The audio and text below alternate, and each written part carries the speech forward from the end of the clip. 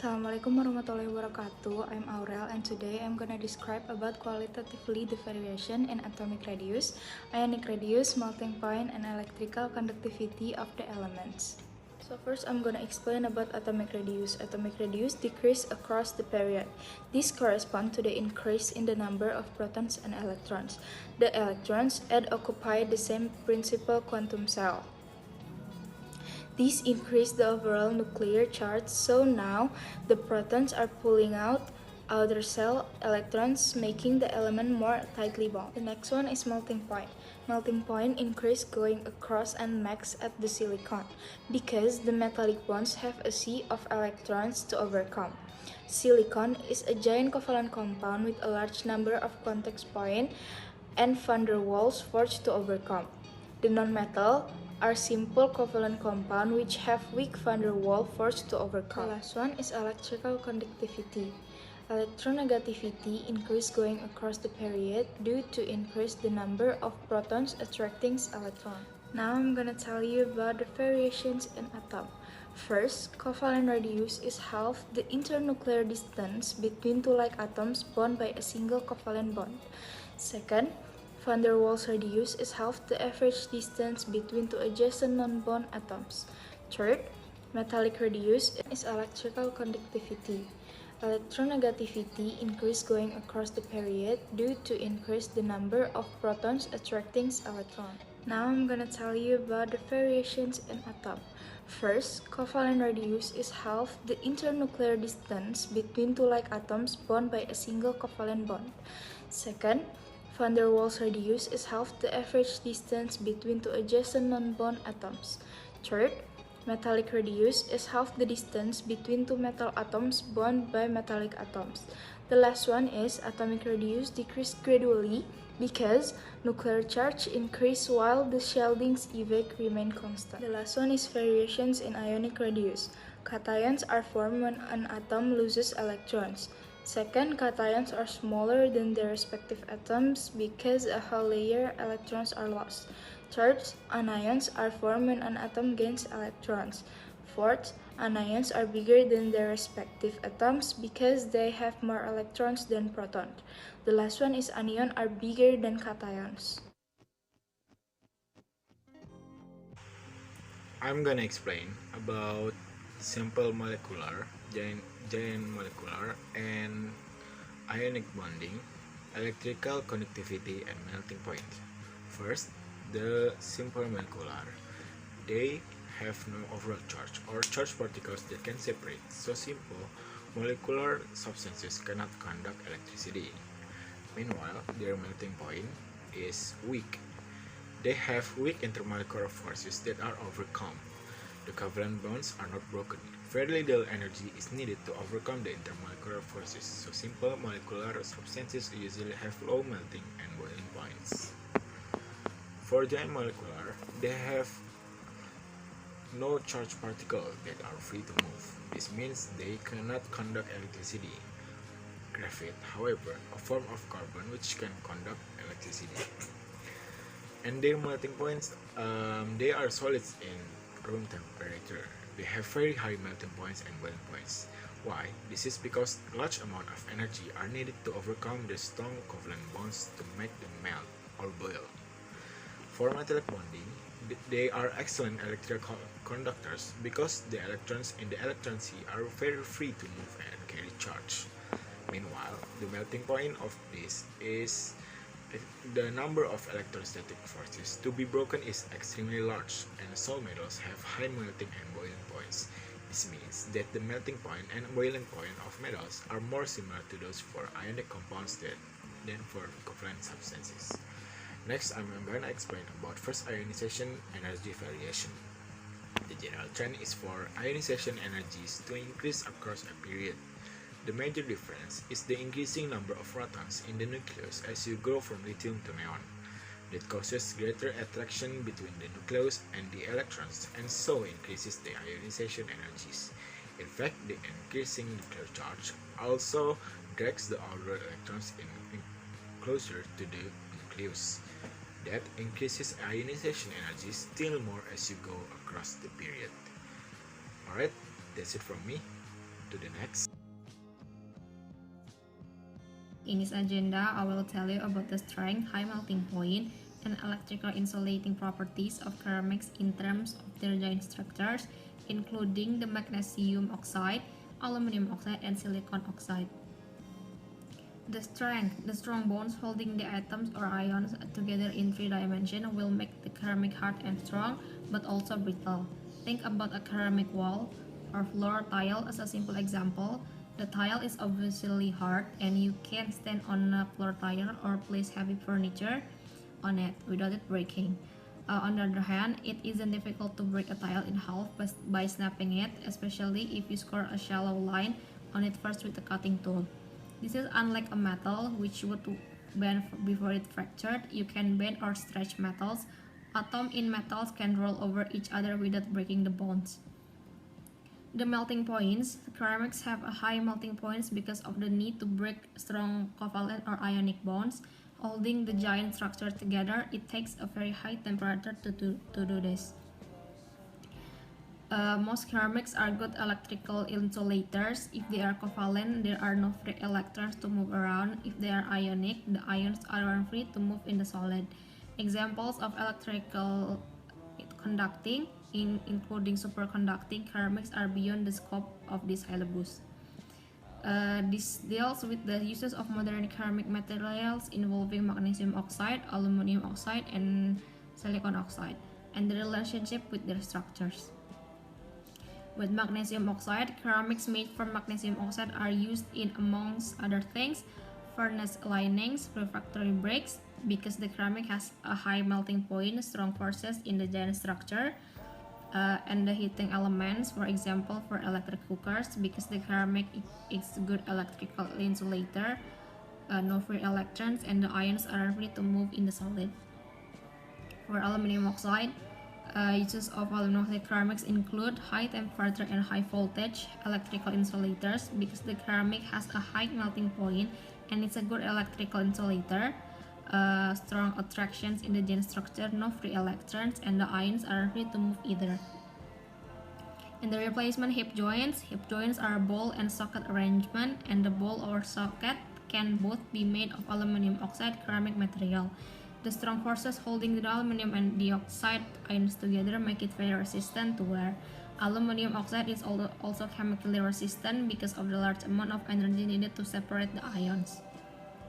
For the silicon oxide, as furnace linings or refractory bricks in furnaces for the production of glass, because the giant covalent structure has a very high melting point due to the strength of the CO covalent bond in 3 dimensions.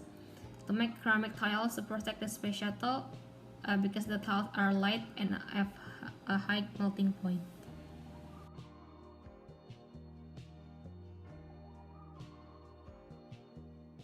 Warahmatullahi wabarakatuh.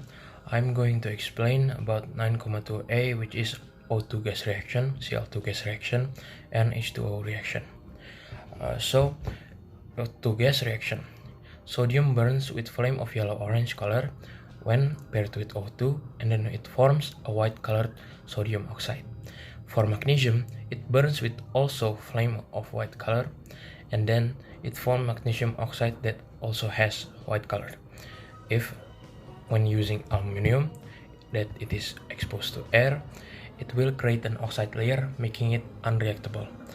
If we use the aluminum powder, then it will react with flames of white color and then form white aluminum oxide. For phosphorus, it burns with also flames of white color, creating with white covalent oxide clouds, and also creating phosphorus 3 oxide or phosphorus 5 oxide, depending on the amount of O2 gas. If it is lacking, then it will become phosphorus 3 oxide. If it has too much of O2 gas, then it will create phosphorus 5 oxide. For sulfur, it burns with flames of blue color to form sulfur dioxide gas. Under preferred condition, it can also even convert to sulfur 3 oxide. For the Cl2 gas reaction, for sodium, it burns with flames of orange-yellow color when paired with Cl2 the gas. It also forms white sodium chloride, same as the O2 one. For magnesium, it is paired by Cl2 gas. It burns with also white color, producing magnesium chloride. And then for aluminium, it also burns when heated and forms different real cells of aluminium chloride. If it was heated around 180 degrees Celsius, it will convert into Al2Cl6. If we even go even higher, it will break down into simple AlCl3 molecules.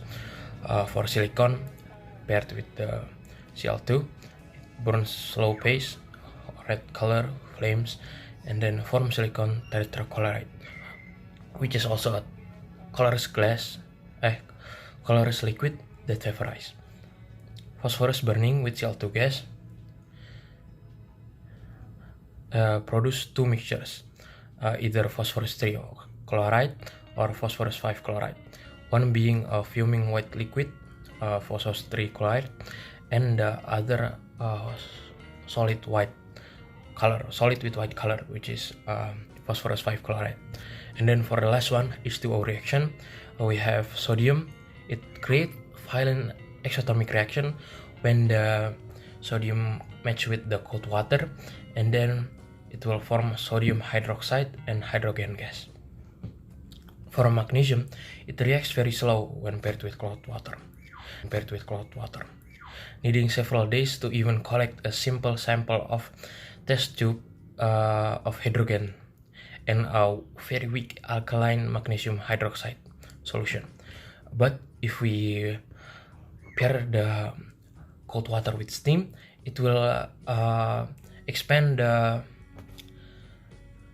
lessen the reaction time, and then it can produce magnesium hydroxide and hydrogen rapidly. Thank you. Assalamualaikum warahmatullahi wabarakatuh.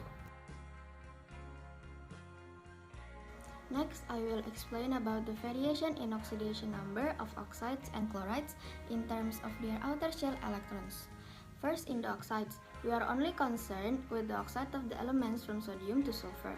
The oxygen in the compound is always the more electronegative element and always has a negative number, that is -2.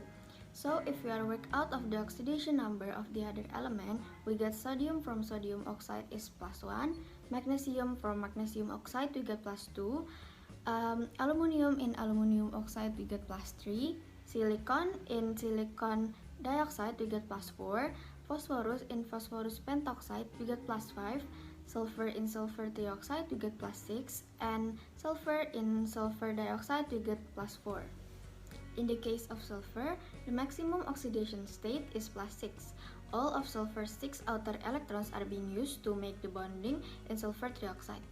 But that doesn't have to be the case. In sulfur dioxide, only 4 of its outer electrons are involved in the bonding. So, the highest oxidation state shown by the sulfur is +4, not +6. In other words, you can have SCl4 but not SCl6. However, a compound is SF6, so sulfur only shows its maximum oxidation state when it is combined with oxygen or fluorine. Next, in the chloride. In each case, the chlorine in the compound is the more electronegative element, and the chlorine always has a negative oxidation number that is -2. That is -1. Before continue, we will find the oxidation number of each element. That is, in sodium from sodium chloride, we get +1, magnesium from magnesium chloride, we get +2, aluminium from aluminium chloride, we get +3, silicon from silicon tetrachloride, we get +4, phosphorus in phosphorus pentachloride, we get +5. In each case, the oxidation number is the same as the number of electrons in outer energy level, what the syllabus describe as their valence shell electrons. This compound all involve the element using all of its outer electrons in the bonding, either giving them away to form positive ions or sharing them to form covalent bonds. In each of these cases, there is a movement of electrons away from the element towards the more electronegative chlorine. That is why all of these oxidation numbers are positive. I'm trying to make is that the maximum possible oxidation number of an element in period 3 is going to be the same as the number of electrons in its outer energy level. But that smaller oxidation numbers are also possible where not all of the outer electrons are used. Second, I will explain the reaction of the oxides with the water. First, in sodium oxide. Sodium oxide reacts exothermically with cold water to produce sodium hydroxide solution. Depending on its concentration, this will have a pH around 14. Next, in magnesium oxide. If you shake some white magnesium oxide with water, nothing will happen. It doesn't look as if it reacts. However, if you test the pH of the liquid, you find that the pH is around pH 9, showing that it is slightly alkaline. There must have been some slight reaction with the water to produce hydroxide ions in solution.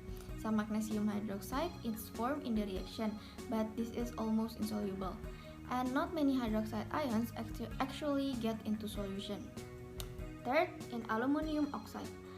Aluminum oxide doesn't react in a simple way with water in the sense that sodium oxide and magnesium oxide do, and does not dissolve in it.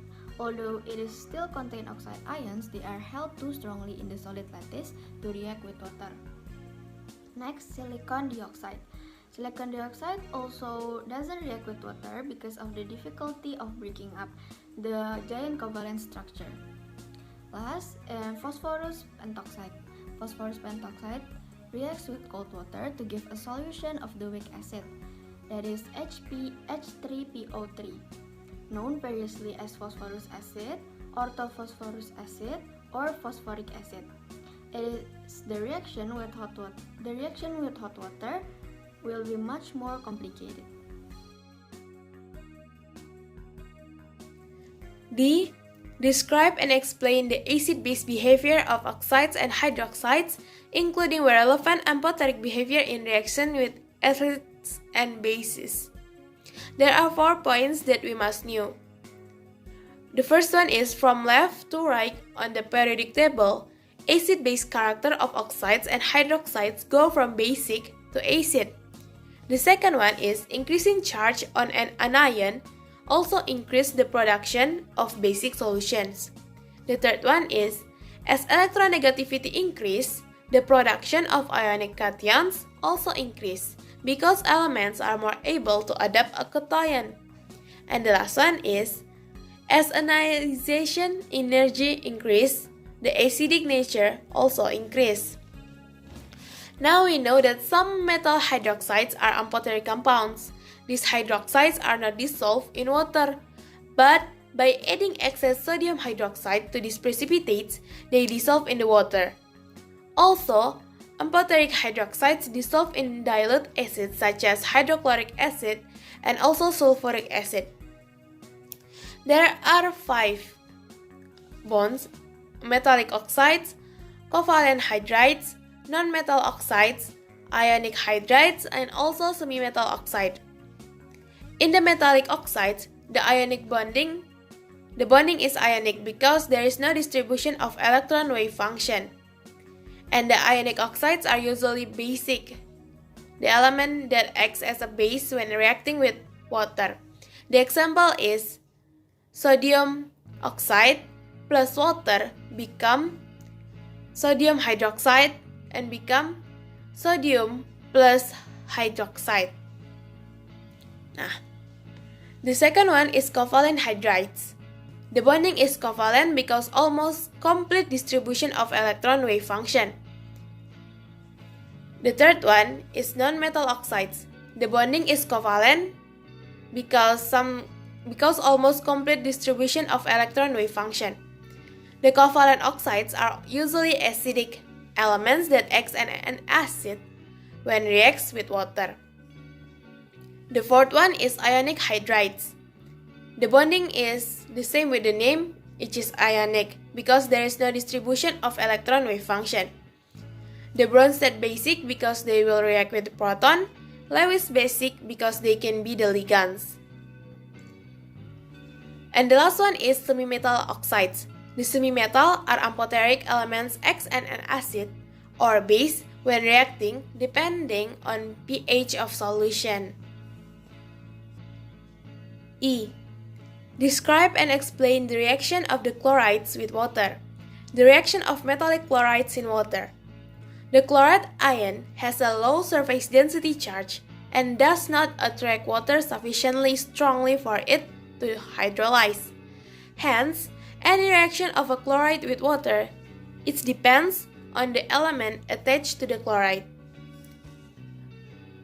Sodium chloride and magnesium chloride are ionic and water-soluble. Magnesium has a higher surface density of charge than sodium, and hydrolysis occurs to a very small extent. Hence, the aqueous solution of magnesium chloride is slightly acidic, while in aluminum chloride shows some covalent character. However, it still remains soluble in water. The aluminum ion produces sufficient surface density of charge for hydrolysis to occur.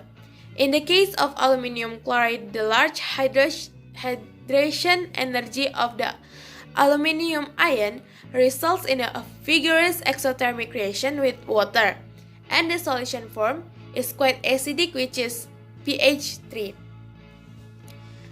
The summary of period 3 chlorides with water. The first one is sodium chloride.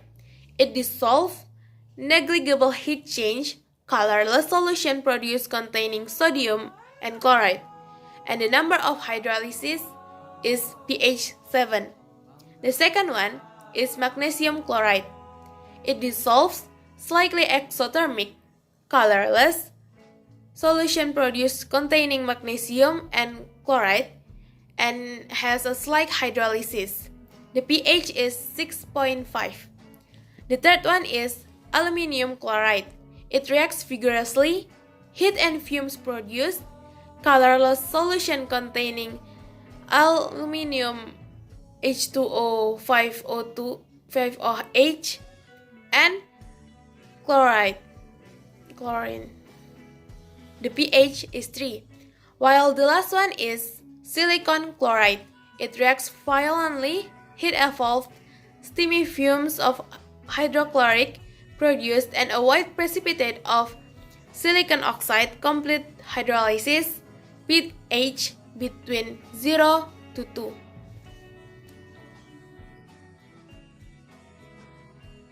Interpret the variation and trend in 9.2 B, C, D, and E in terms of bonding and electronegativity. So I'm going to explain what is electronegativity first. Electronegativity is a measure of a tendency of an atom to attract electrons or electron density toward itself. It determines how the shared electrons are distributed between the two atoms in a bond. The more strongly an atom attracts the electron in its bond, the larger its electronegativity. So on the periodic table, electronegativity generally increases as you move from left to right across a period and decreases as you move down a group. As the result, the most electronegativity elements are found on the top right of the periodic table, and the least electronegativity elements are found on the bottom left. So in periodic tree elements, the term of bonding and electronegativity is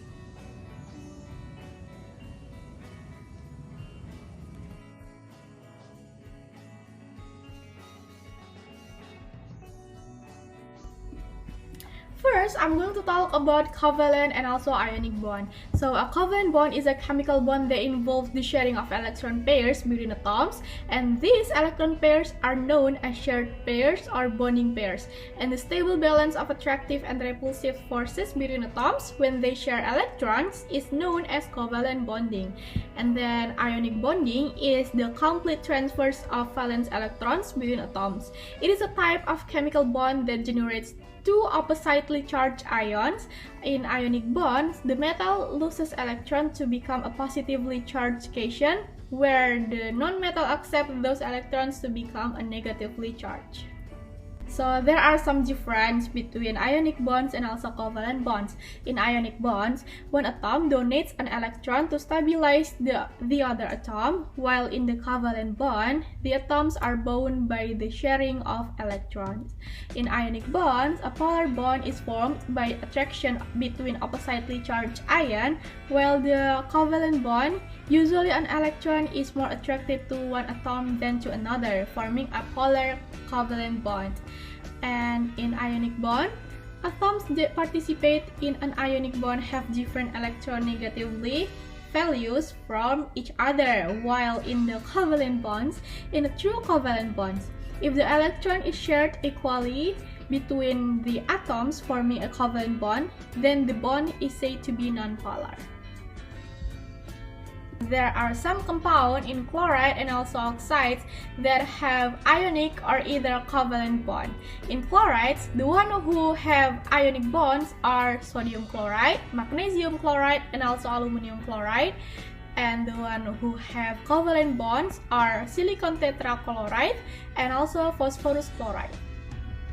For the oxides, the one who have ionic bonds are magnesium oxide and also aluminum oxides, and the one who have covalent bonds are chlorine oxide, silicon dioxide, and also phosphorus oxide. Or cell. It is important for maintaining fluid and electrolyte balance. Plant cells are particularly rich in potassium, which they get from the soil, agricultural land from which harvests are taken every year. Need to have its potassium replenished by adding potassium-based fertilizers. The average human consumes up to 7 grams of potassium a day and stores about 140 grams in the body cell. A normal health diet contains enough potassium, and chocolate have above average potassium content. The naturally occurring isotope potassium-40 is radioactive, and although this radioactivity is mild, it may be one natural cause of genetic mutation in humans. Natural abundance. Potassium is the seventh most abundant metal in the Earth's crust. It makes up 2.4% by mass. There are deposits of billions of tons of potassium chloride throughout the world. Mining extract about 35 million tons a year. Most potassium minerals are found in igneous rock and are sparingly soluble. The metal is difficult to obtain from this mineral. There are, however, other minerals such as sulfide or potassium chloride, sulfinite, a mixture of potassium and sodium chloride, and carnallite or potassium magnesium chloride that are found in deposits formed by evaporation of oases or lakes. The potassium salt can be easily recovered from this. Potassium salt are also found in the ocean, but in smaller amount compared with sodium. That's enough. Thank you.